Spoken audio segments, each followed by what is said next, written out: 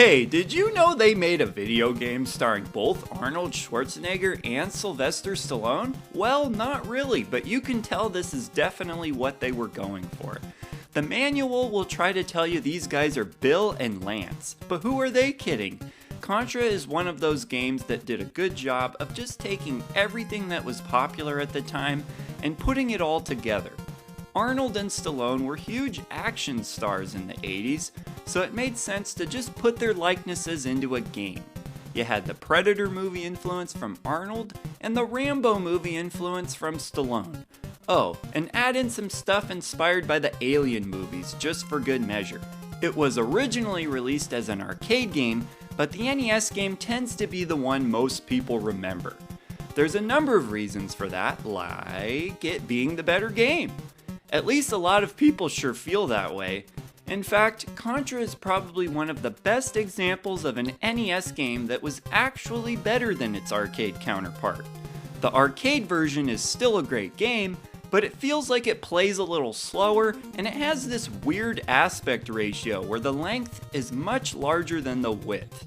The NES game, on the other hand, plays a little quicker and utilizes the good old 4:3 aspect ratio we've all come to know and love. Okay, so as you've probably noticed, this is a run and gun game, and in a lot of ways is the poster child for the genre. I mean, when you think of run and gun games, it's pretty hard to not think of Contra. What's also pretty hard is the difficulty this game presents. So much so that it had a cheat code to make the game easier.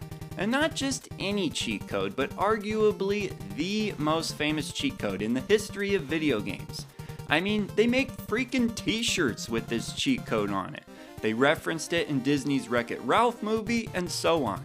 Up, up, down, down, left, right, BA, start. See, I didn't even have to look it up because it's so ingrained in my brain. And I generally don't even use it when I play the game. I'd like to beat the game normally one day, but I will say at the very least, the code comes in handy if you want to practice the game. It's called the Konami code, and that's because it appeared in other Konami games. In fact, Contra wasn't even the first game to use it. Gradius used it first, but Contra is the game everybody remembers using it for. And it was pretty helpful. You went from having 3 lives to having 30 lives.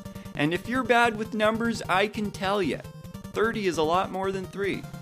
As for the game itself, this is probably one of the most playable games in the entire NES library. As a result, it's also one of the most popular games for the system, and usually one of the first games people want for their NES.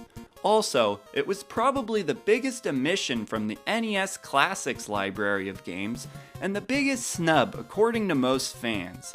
Easy to play, difficult to master. That's a great way to describe this game.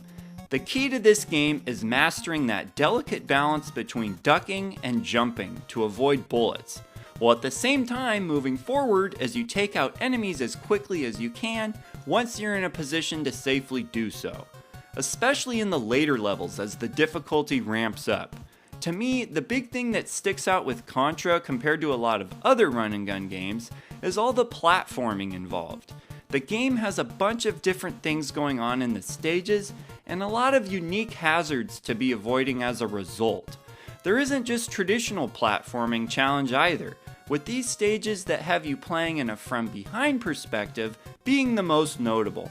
Usually when a popular game has certain sections that deviate this much from the main game, it's not well received. For example, the top-down levels in Contra 3.